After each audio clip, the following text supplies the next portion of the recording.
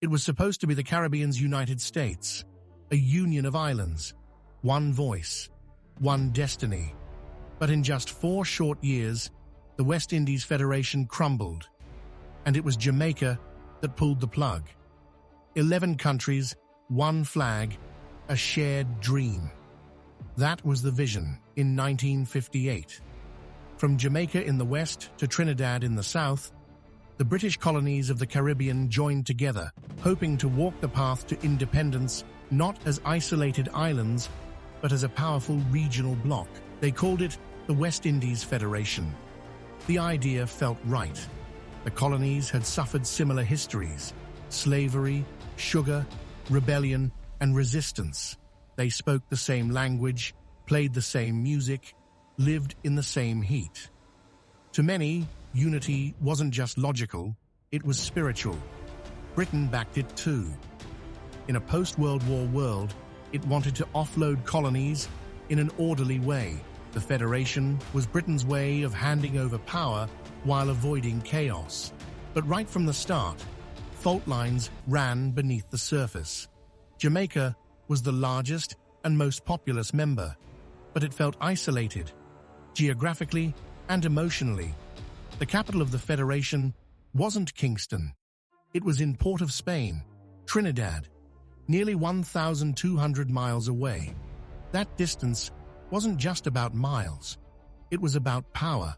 Jamaica also believed it was paying more than its fair share. The economy was stronger than that of many of the smaller islands. And so the question began to form in the minds of Jamaicans. Why should we carry the weight for everyone else? It got worse. Despite its size, Jamaica had the same number of parliamentary seats as Trinidad, 10 each. Smaller islands like Barbados and Grenada had fewer. But that didn't soften the blow. Jamaicans felt robbed of influence.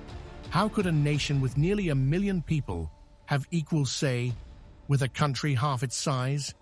Then came the emotional undercurrent, something deeper, harder to see, but impossible to ignore: insularity. Each island, though bound by shared history, had its own identity, its own accent, its own heroes, its own pride. That pride, especially in Jamaica, made the idea of dissolving into a faceless federation unthinkable. As one elder put it, "We just freed ourselves from one empire.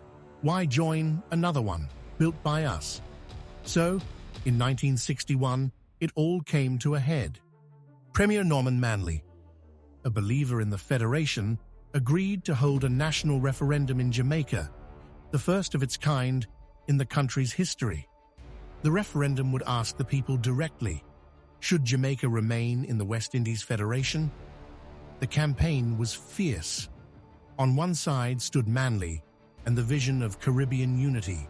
On the other stood Alexander Bustamante, fiery, defiant, and against the Federation from the start.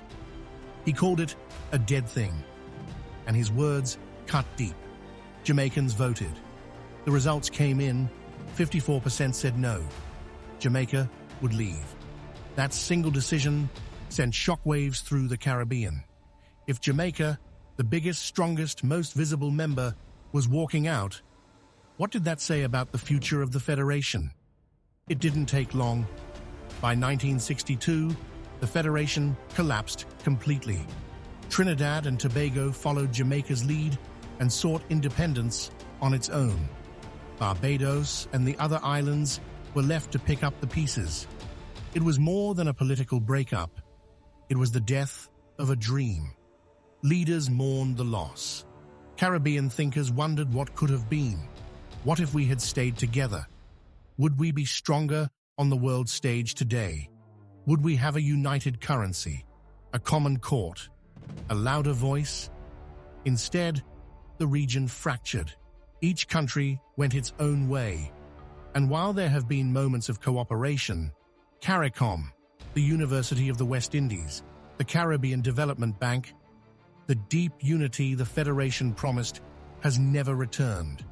But there are some incredible stories buried in that short-lived history. Let's unpack 4 powerful bonus facts. 1. The Federation's capital was officially in Port of Spain, not Kingston or Bridgetown. That decision alone bred resentment in Jamaica, which saw itself as the natural leader. 2. Jamaica printed its own stamps during the Federation years. It was a quiet but loud message. We're part of this, but we're still our own thing. 3rd, Alexander Bustamante, though not the premier at the time of referendum, was a dominant force. His fierce opposition and connection with the people helped seal the Federation's fate. The West Indies cricket team, yes, cricket, became the only real federation that lasted. Players from across the islands came together and conquered the world stage. In cricket, unity thrived where politics failed. So, what really killed the Federation? It wasn't just geography or money. It was ego, pride, the fear of being swallowed by something bigger, and for Jamaica, the belief that it could do better on its own. In the 60-plus years since, the Caribbean has gained independence but still wrestles with the same old problems: trade barriers, legal fragmentation, the hassle of travel between neighbors. Even the Caribbean Court of Justice hasn't been fully embraced, because some nations, including Jamaica, still cling to the British Privy Council. So, here's the big question. Was the Federation ahead of its time, or did we refuse to grow into it? Because today, as global powers grow larger and regional blocs like the EU and African Union flex influence, the Caribbean still stands divided, small, vulnerable, separate. The Federation failed. But the dream, it never truly died. Every time a hurricane hits multiple islands and we scramble for a united response, the dream resurfaces. Every time Caribbean leaders talk about a single economy or passport, the ghost of the Federation walks again. And every time Jamaica hesitates to fully embrace regional courts or shared economic policies, the same fears return. Who gets the power? Who carries the burden? Who leads? And who follows? In 1961, Jamaica chose sovereignty over unity. It chose nation over region, independence over interdependence. It's a decision that shaped not just its future, but the destiny of the entire Caribbean. So today, as we look ahead, we must ask, will the Caribbean ever unite again? Or will the shadow of that short-lived federation forever haunt our hopes? Will the Caribbean community CARICOM make true unity happen? If you haven't already done so, please like this video and subscribe to our Impacting Jamaica channel today.